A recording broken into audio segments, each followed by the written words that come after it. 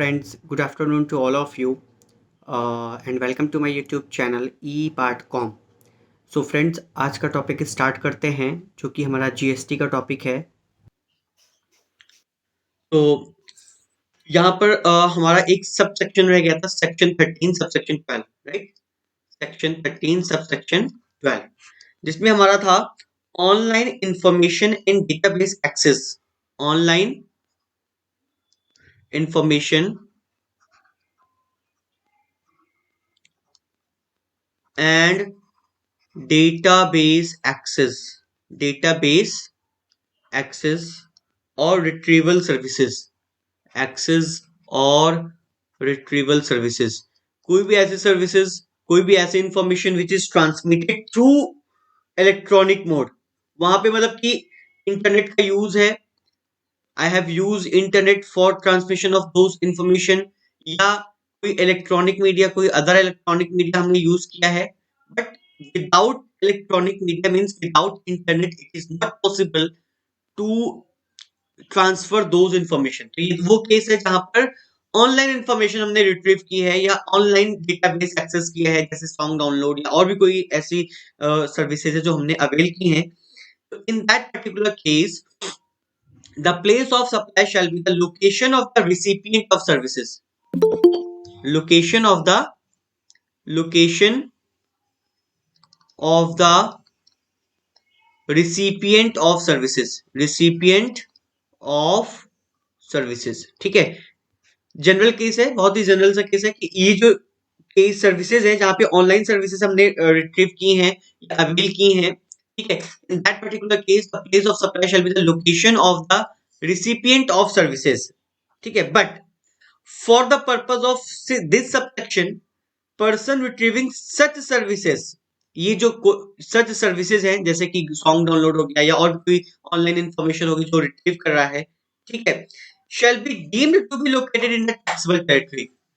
It is deemed to be, it is deemed to be located in taxable territory. मतलब he is deemed to be located in the taxable territory, मतलब कि वो India, क्योंकि GST की बात कर रहे हैं तो जीएसटी में टैक्सेबल टेरिटरी का है इंडिया। ठीक है, अब यहां पर कैसे करेंगे, डीम कैसे करेंगे? If any of the following non contradictory conditions are satisfied, मतलब कि अगर ये जो कंडीशंस मैं देने जा रहा हूं, अगर ये कंडीशन सेटिस्फाई हो रही हैं, then it will be assumed that the person is deemed to be located in taxable territory. ठीक है, अब वो नॉन कॉन्ट्राडिक्टरी कंडीशंस क्या है? पहली है the location of address presented by recipient of services through internet is in taxable territory. जैसे होता है ना, हम कभी कोई चीज डालते हैं तो उसमें हमारा एड्रेस मांगता है, जब कभी कोई चीज डाउनलोड करते हैं या कुछ भी करते हैं, तो in certain cases they demand for your address. तो वो जो एड्रेस है, इफ एड्रेस जो हमने मेंशन किया है वहां पर, ठीक है, प्रेजेंट किया है, presented is in taxable territory, is in taxable territory. ठीक है, ऑल्दो यहाँ पे हम किसकी बात कर रहे थे? इंपोर्ट एक्सपोर्ट की बात कर रहे थे, यहाँ पे हम वही बात कर रहे थे ना, इंपोर्ट एक्सपोर्ट की बात कर रहे थे सेक्शन 13 में। Yes sir. ठीक है, लेकिन यहाँ पर हमने अज्यूम किया है कि that the recipient is deemed to be located in taxable territory if these conditions are fulfilled. तो उसमें पहली कंडीशन क्या है? If address presented is in taxable territory, जो हमने नेट पे एड्रेस प्रेजेंट किया है ऑनलाइन, वो टैक्सेबल टेरिटरी में है। दूसरा है द क्रेडिट कार्ड और डेबिट कार्ड और स्टोर वैल्यू कार्ड और चार्ज कार्ड और स्मार्ट कार्ड और any other card by which the recipient of services settles payment has been issued in the taxable territory. It means that debit card, credit card, smart card or any other card by which the recipient settles payment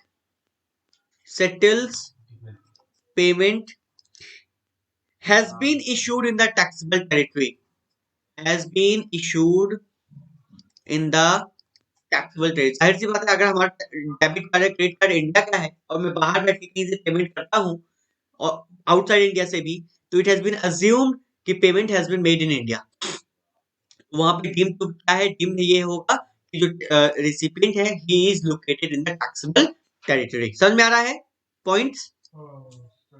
Yes, sir. Okay, next है the billing address of the recipient of services is in the taxable territory.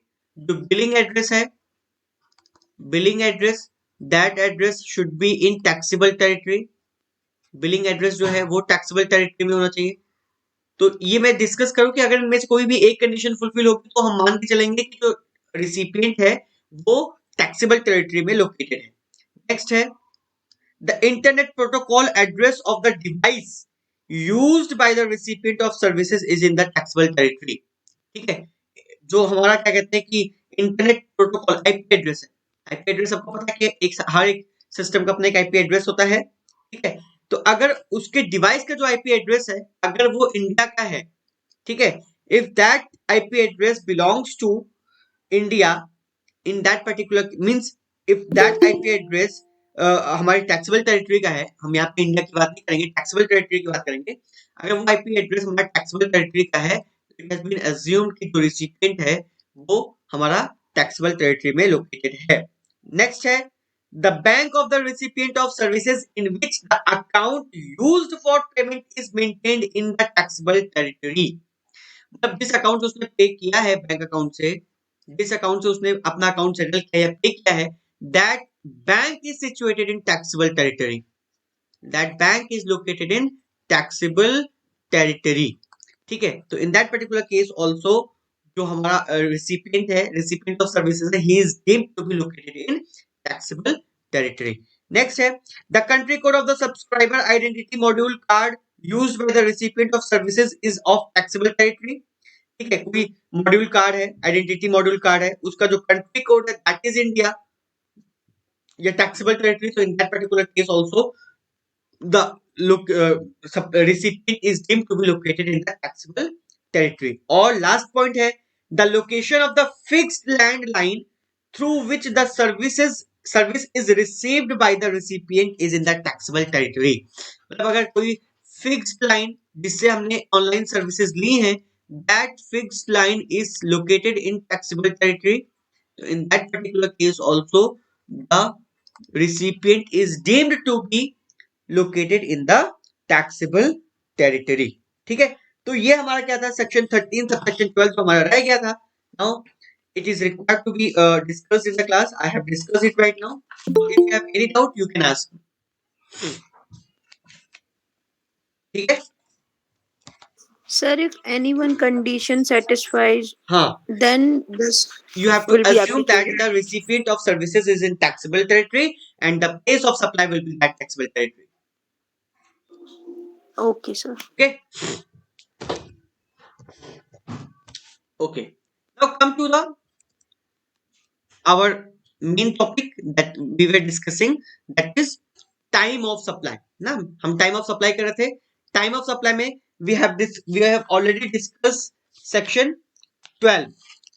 we have already discussed section 12। Section 12 हमने already discuss किया हुआ है, जिसमें subsection 1, subsection 2, subsection 3, subsection 4 and subsection 5 जो हमारा residual provision था वो भी हमने क्या किया था, डिस्कस कर लिया था। सेक्शन 1 में क्या है कि it has been given that the time of supply, the liability to pay tax on goods shall arise at the time of supply। ठीक है, सेक्शन 1 में है। सबसेक्शन 2 में क्या है, फॉरवर्ड चार्ज मैकेनिज्म था, फॉरवर्ड चार्ज मैकेनिज्म। 3 में क्या था, reverse charge mechanism. Under reverse charge mechanism में हम टाइम ऑफ सप्लाई कैसे डिटरमिन करेंगे।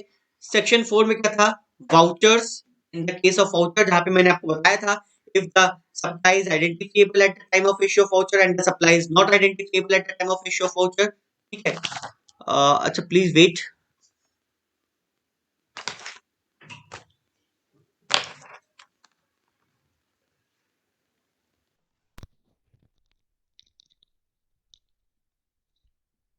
ओके, सो और सेक्शन 5 में, सब सेक्शन 5 में क्या था, रेजिडुअल प्रोविजन था हमारा। ठीक है, नाउ एक हमारा छोटा सा सेक्शन रह गया था, section 15 sub section 2 clause D. वैसे ऑलरेडी उसको हम जब वैल्यू ऑफ सप्लाई करते तो हम करते, लेकिन यहां पर है कि time of supply for interest.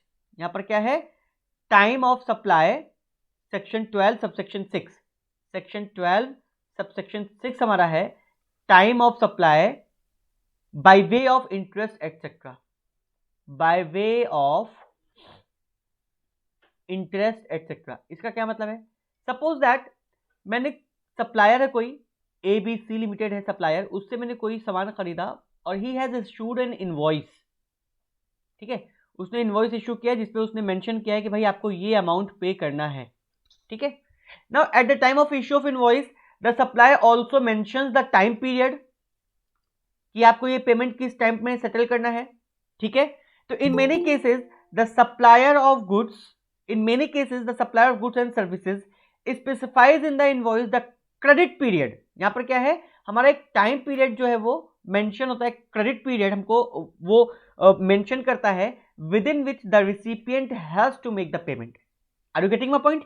जाहिर सी बात है अगर मैं आपको इनवॉइस दे रहा हूं और आपने उधार माल खरीदा है तो मैं आपको बोलूंगा भाई 2 महीने तक का आपके पास टाइम है, please settle the account with in the period of 2 months, ठीक है।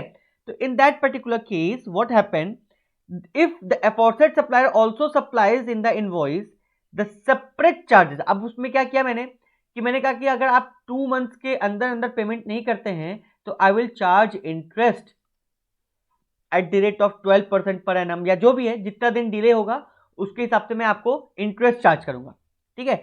In that particular case interest और लेट फीस और penalty that shall be charged if the recipient fails to make the payment within the stipulated credit period।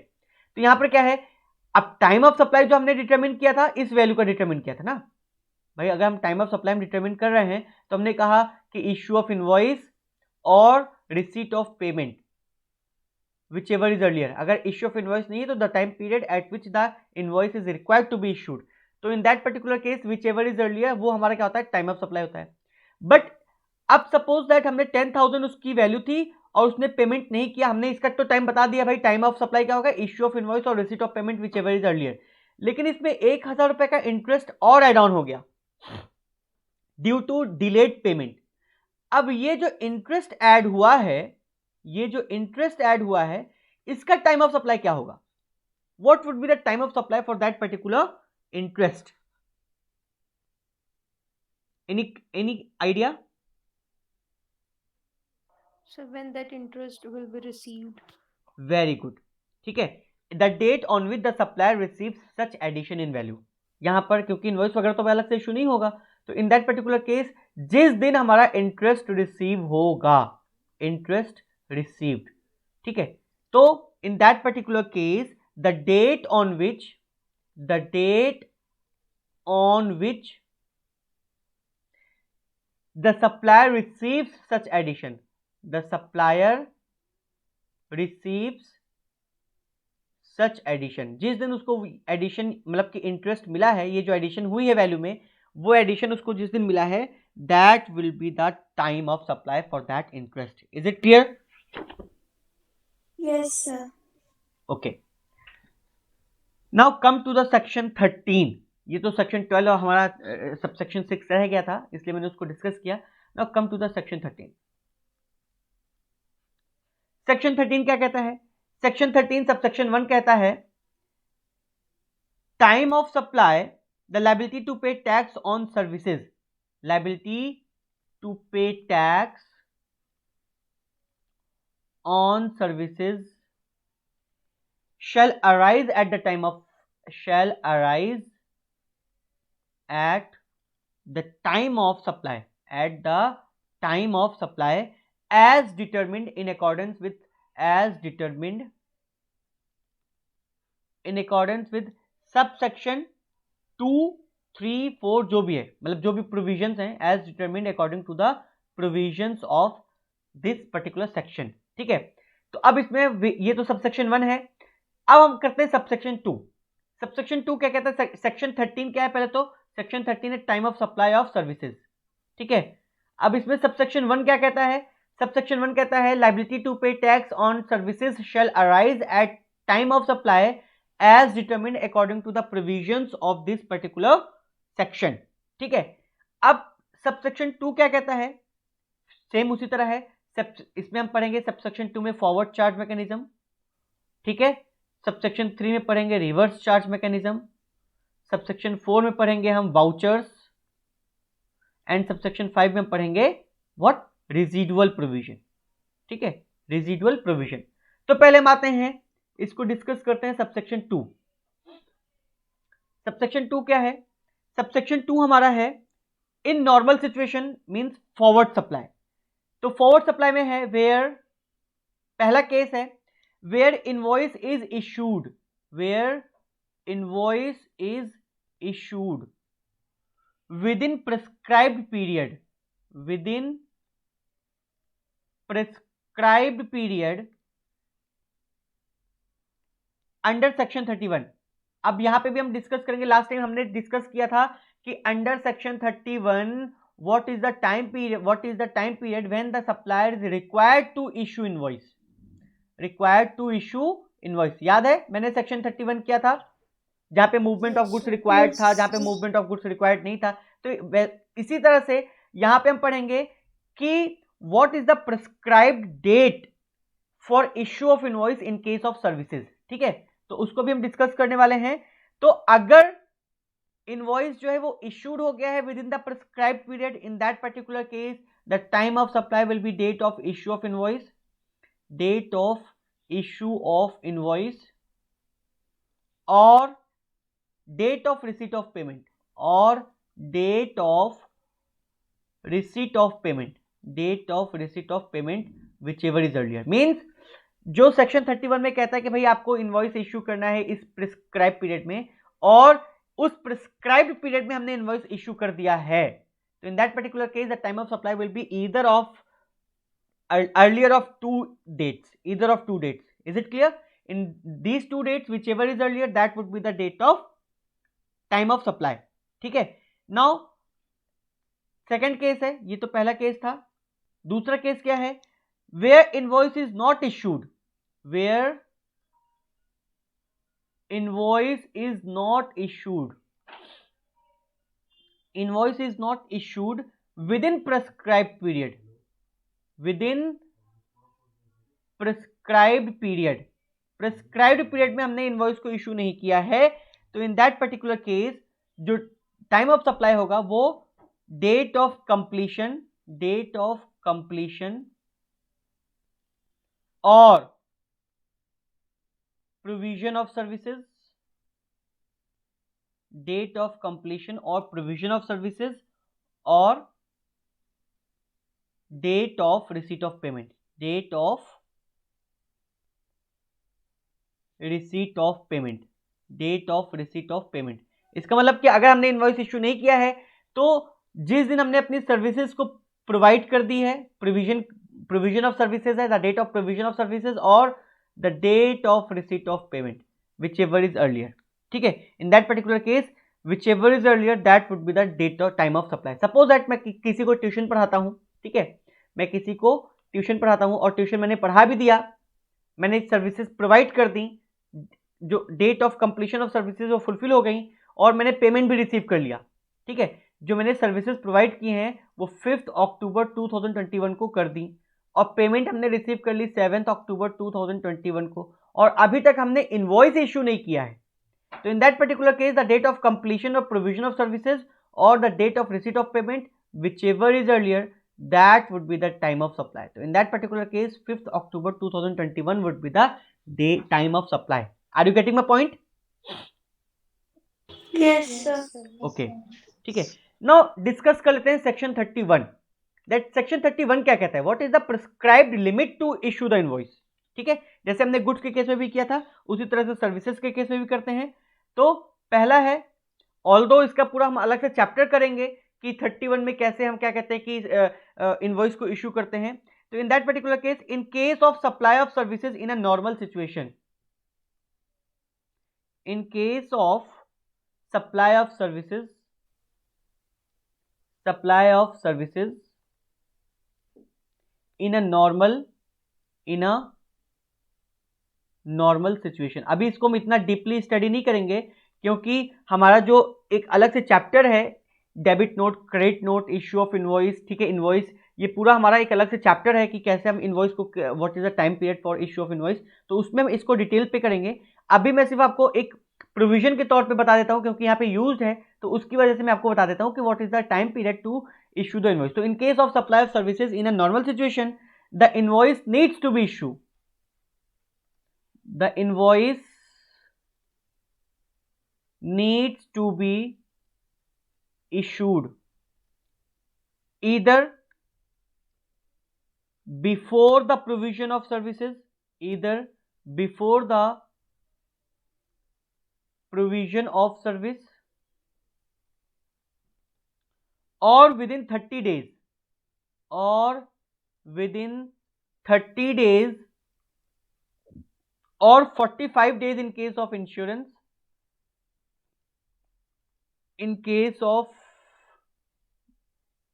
insurance companies or banking companies, insurance companies or banking companies or non-banking financial corporation, NBFCs, from the date of supply of services, from the date of supply of service. इसका क्या मतलब है कि या तो मैं provision service provide करने के पहले इनवॉइस इश्यू कर दूं, या अभी हमने प्रोविजन के टाइम पे इनवॉइस अगर इश्यू नहीं किया है तो that should be issued within 30 days from the date of supply of services. जिस दिन हमने सर्विस सप्लाई की है उस दिन से लेके with in 30 days, with in 30 days, 30 days से ज्यादा नहीं, 30 डेज या 30 डेज के अंदर ही अंदर, 15 दिन, 16 दिन, 17 दिन, बट अप टू 30 डेज। तो within 30 days from the date of supply of services, or in case of banking, insurance or non-banking financial services, it is 45 days. Are you getting my point? Yes sir. ठीक है। इसके अलावा और भी बहुत सारे cases हैं, लेकिन वो केस को मैं अभी डिस्कस नहीं करूंगा। उसमें है when the service cease to exist, फिर continuous supply of services, ठीक है, और in case of insurance services, ये हम बाद में डिस्कस करेंगे जब हम इश्यू ऑफ इनवॉइस करेंगे। अभी मोटे मोटे तौर पे आपको ये पता करना है कि what is the prescribe date. तो in case of supply of services in normal condition, it should be before the provision of services और within 30 days from the date of supply of services, और in case of insurance, banking और NBFCs it should be within 45 days. ठीक है, समझ में आ गया? Yes sir. Yes, sir. Okay, एक छोटा सा एग्जांपल लेके चलते हैं, फिर आपको और से समझ में आ जाएगा। सपोज दैट जी जो है एक चार्टर्ड अकाउंटेंट है, जी जो है वो एक सीए है, provides the details to you. पहला क्या है? Date of supply of services. Date of supply of services क्या है? 25 अक्टूबर 2021। Date of issue of invoice, date of issue of invoice IOI, ठीक है, दैट इज 28 अक्टूबर 2021। देखो यहाँ पे विद इन 30 डेज जो है इनवॉइस इशू हो गया है। Within 30 days of provision of services the invoice has been issued. दिख रहा है आपको? 25 को सर्विस प्रोवाइड की और 28 को इनवॉइस इशू कर दिया। ठीक है। Date of entering the payment, अब देखो मैंने आपको बताया था date of receipt of payment क्या होगा। Date of receipt of payment would be the date of recording the payment या recording the receipt into the bank of books of account or the date of credit in the bank account whichever is earlier। Last time में मैंने आपको बताया था जिस दिन मैंने उसको बुक्स ऑफ अकाउंट में रिकॉर्ड किया है वो डेट, या जिस दिन वो बैंक में क्रेडिट हुआ है वो डेट, इन दोनों में से जो अर्लियर होगा that would be the date of receipt of payment. ये बताया था मैंने पहले भी। Yes, ठीक है, तो date of entering the payment, date of recording the payment in books of account, ठीक है, वो क्या है? That is 7 November 2021। और date of credit, date of credit in bank, that is 6 November 2021। तो अब यहां पे आपको पता लगाना है कि what is the time of supply. तो टाइम ऑफ सप्लाई क्या होगा?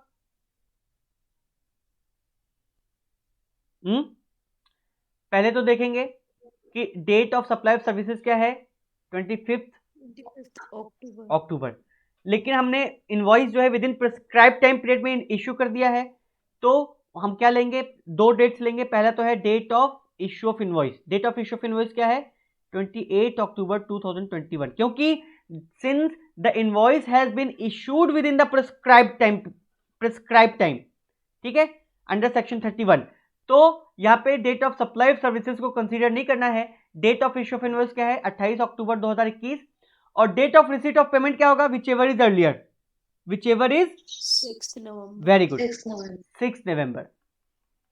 तो date of receipt of payment और date of issue of invoice whichever is earlier, that would be the time of supply in this particular case. तो 28 अक्टूबर 2021 जो होगा, that would be the time of supply. Is it clear now? Yes, sir. Okay, sir Yes? जो ये date of supply of service है, ये हमें इन दोनों cases जो अभी हमने डिस्कस किए उसमें से किसी में भी कंसीडर नहीं करना नहीं, ना? अगर within 30 days invoice issue नहीं है, then you have to consider supply of services और receipt of payment, whichever is earlier. Okay sir. ठीक है, दूसरा केस वही था ना कि वहां जहां पे where invoice is not issued within the prescribe, अगर विद इन 30 डेज हमने अभी तक इनवॉइस इशू नहीं किया है, तो in that particular case 2 dates would be considered. पहला तो क्या है, the date on which the services has been provided या कंप्लीटेड प्रोविजन ऑफ सर्विसेज, और दूसरा क्या है, रिसीट ऑफ पेमेंट। दोनों में से whichever is earlier, that would be the time of supply. Is it clear? वो तो तब हम कंसीडर नहीं करेंगे सप्लाई ऑफ सर्विसेज को जब हमने with in prescribed time period invoice को जो है वो इश्यू कर दिया है, इनवॉइस को इश्यू कर दिया है with in time period, with in prescribed time period. ठीक है, यस सर। चलो नेक्स्ट आते हैं हम section 13 subsection 3। Section 13 subsection 3, section 13 subsection 3 में क्या है, रिवर्स चार्ज बेसिस। सेम जैसे वहां पे भी था, गुड्स के केस में भी था, forward charge basis, reverse charge basis. तो section 13 subsection 3, time of supply of services where the tax is paid on reverse charge basis. तो वहां पे मैंने आपको बताया था कि इसको फिर हम सिंपली रिसिपिएंट के पॉइंट ऑफ व्यू से देखेंगे। गुड्स के केस में मैंने आपको बताया था कि द डेट ऑफ पेमेंट, ठीक है, और the day immediately following the 30 days, ठीक है, और द डेट ऑफ डेबिट जो भी मैंने आपको बताया था रिकॉर्डिंग, ठीक है। तो वो जो था हमारा टाइम ऑफ सप्लाई था। तो इसी तरह से यहाँ पे भी हमारा क्या है, in case of supply of services in respect of which tax is paid और liable to be paid on reverse charge basis by the recipient, in that particular case the time of supply shall be, in that particular case time of supply shall be earlier of following dates, earlier of following dates। ठीक है, तो क्या है, पहला है the date of payment, the date of payment as entered in the books of account of the recipient। अब वहां पे हम रिसीट की बात नहीं करेंगे, पेमेंट की बात करेंगे, रिसिपिएंट। ठीक है, जिस दिन रिसिपिएंट ने डेट ऑफ पेमेंट मतलब कि उसको अपनी बुक्स ऑफ अकाउंट में एंटर किया है पेमेंट को, दैट डेट। सेकेंड है the date on which the payment, the date on which, इसको यहाँ पे और लिख लो, the date on which the payment debited, the payment is debited, the payment is debited in his bank account, in his bank account. Simple है, मैंने पहले बताया था कि दोनों में से whichever is earlier that would be taken as the date of payment. दूसरा क्या है, the date immediately following the 60 days, the date वहां पे क्या था, the date immediately following the 30 days, यहां पे क्या है, the date immediately following the 60 days, 60 days from the date of issue of invoice, from the date of issue of invoice or any other document by whatever name called in lieu thereof by the supplier, by the supplier। मतलब कि 61वां दिन। इसका मतलब क्या है, 61वां दिन, 60 days plus 1 day. तो 61st day जो होगा, 61st डे जो होगा from the date of issue of invoice, वो दिन। तो दोनों में से whichever is earlier that would be taken as what, time of supply in case of reverse charge mechanism. तो क्या क्या मैंने बताई, एक तो है डेट ऑफ पेमेंट, और डेट ऑफ पेमेंट क्या होगा, the date on which the recipient records the payment in his books of account or the date on which it gets debited from the bank account, whichever is earlier that would be your date of payment। तो date of payment लेंगे या the date immediately following, the date immediately following the 60 days from the date of issue of invoice by the supplier। इन दोनों में से whichever is earlier that would be the time of supply in case of reverse charge mechanism, RCM। Are you getting my point? Yes sir. एक छोटा सा example लेकर के इसको और एक्सप्लेन करने की कोशिश करते हैं। यहां पे देखो कह रहा है कोई मिसेस आर हैं या मिस्टर एस हैं, कोई भी ले लो, ठीक है, जो कि नॉन टैक्सेबल टेरिटरी में है, in respect of which tax is liable to be paid on reverse charge basis by her, ठीक है, supply of services from non taxable territory, ठीक है।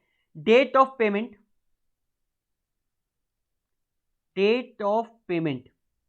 क्या है, 23 अक्टूबर 2021। द डेट ऑफ डेबिट, मतलब जो इन्होंने बुक्स ऑफ अकाउंट में रिकॉर्ड किया है, date of payment recorded in books of account that is 23 October 2021। Date of debit from his bank account that is 1 November 2021। Date of issue of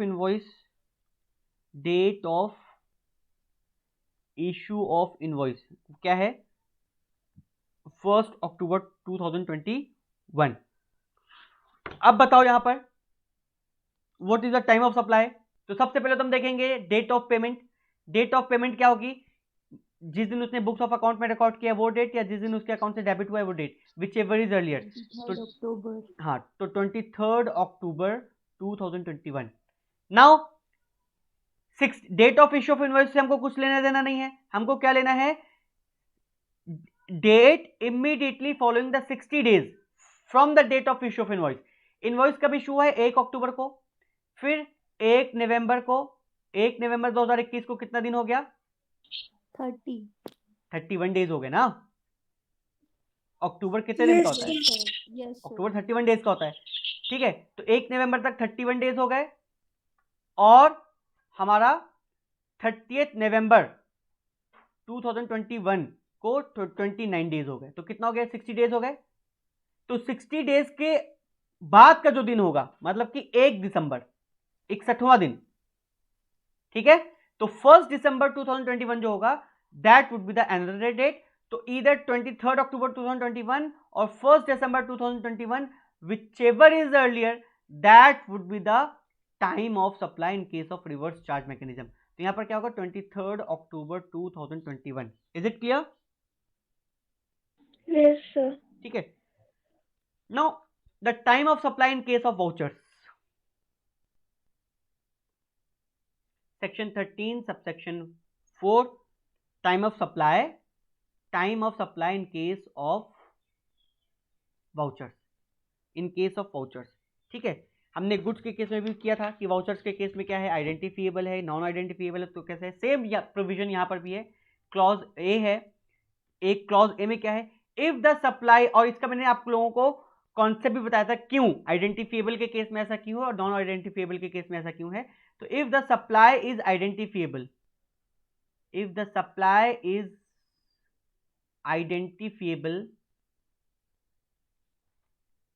at the point at which voucher is issued, हमको पता है कि जिस purpose से हमने voucher issue किया है वो सर्विसेज का हमको पता है कि भाई इसी पर्टिकुलर सर्विसेज के लिए है। तो अब हम क्या करेंगे, time of supply shall be the date of issue of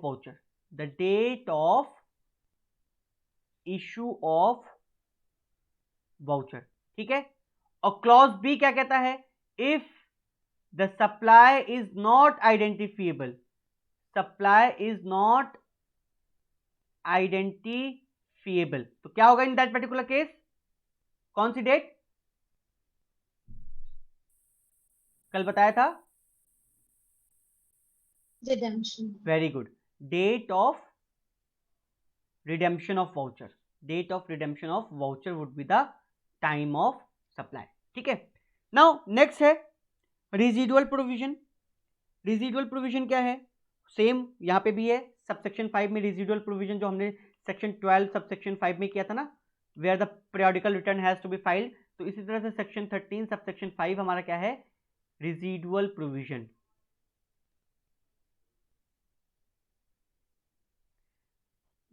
residual provision क्या है?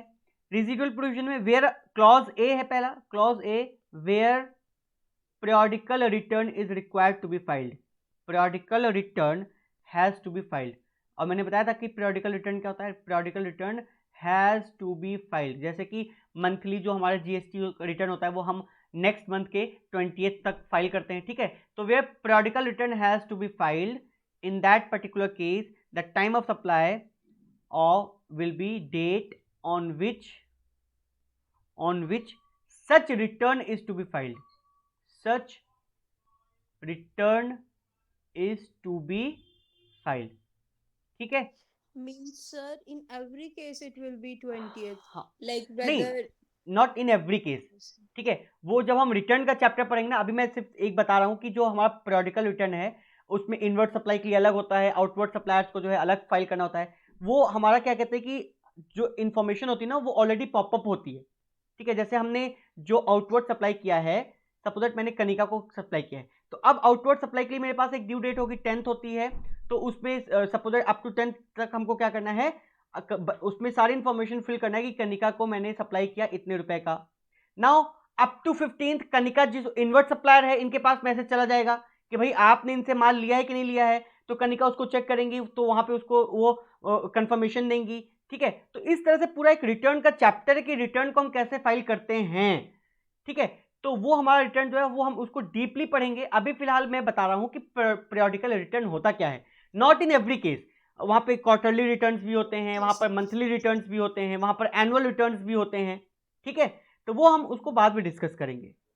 सर लाइक अभी के लिए ये डाउट हो रहा था कि जैसे सपोज एक तो हम कर रहे हैं कि सप्लाई हमारी टाइम ऑफ सप्लाई है 2nd Feb हाँ, और एक है हमारे पास 28th Feb। हम्म, तो अभी जो केस हमने डिस्कस किया उसके अकॉर्डिंग दोनों में 20th मार्च तक करना होगा। नहीं देखो, हाँ अगर कोई मतलब जैसे कि फरवरी का रिटर्न हमको फाइल करना है, ठीक है, तो फरवरी का रिटर्न फाइल करने के लिए जो हमारे पास डेट होती है that is 20th of the next month, मतलब मार्च के 20th तक आपको फाइल करना है। Okay sir. ठीक है, ठीक है, okay sir. Okay. Now in any other case, इसके अलावा कोई और रेजिडुअल केस है? In any other case the date on which tax is paid, the date on which the tax is paid, the tax is paid, that would be the time of supply। तो these are the residual provision, section 13 subsection 5 में है। ठीक है, फिर इसी तरह से section 13 subsection 6 जैसे हमारा इंटरेस्ट के केस में था। ठीक है, तो यहां पर क्या है, time of supply, section 13 subsection 6 time of supply in case of interest. ठीक है, यहां पे क्या कह रहा है, the time of supply to the extent it relates to an addition in the value by way of interest, late fee, by way of interest. अगर कोई एडिशन होता है by way of interest, late fee, penalty. ठीक है, तो in that particular case the supplier, the date at which on which the supplier receives, date on which, ये already discuss भी किया हुआ था अभी, on which supplier receives such addition, supplier receives